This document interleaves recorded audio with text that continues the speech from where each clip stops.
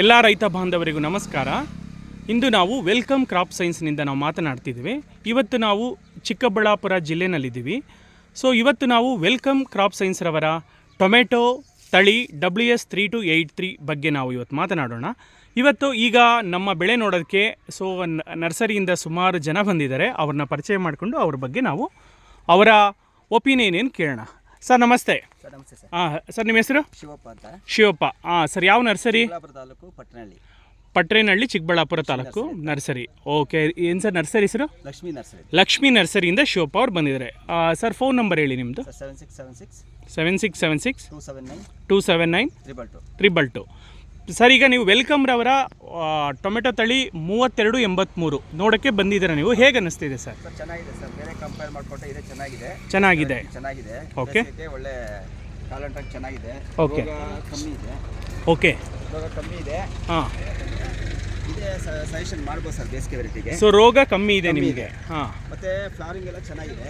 Okay. ಮತ್ತೆ ಚೆನ್ನಾಗಿ maintain ಮಾಡಿದ್ದಾರೆ. ಕಾಯಿಗಳು ಚೆನ್ನಾಗಿದೆ, ಗ್ರೋತ್ ಇದೆ.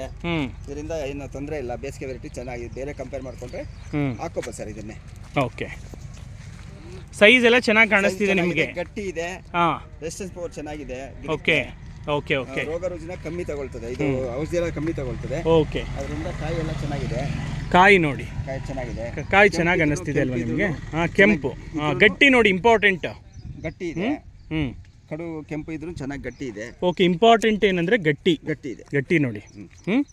ಎಷ್ಟು ಪ್ರೆಸ್ ಮಾಡಿದ್ರು ಸಹ ಅಷ್ಟು ಹಾರ್ಡ್ ಇದೆ, ಅಂದರೆ ಗಟ್ಟಿ ಇದೆ. ಕ್ವಾಲಿಟಿ ಚೆನ್ನಾಗಿದ್ದಾಗ ಆಟೋಮೆಟಿಕಲ್ ರೈತರಿಗೆ ₹1 ಜಾಸ್ತಿ ಸಿಗುತ್ತೆ. ಇದು ಅಲ್ವಾ?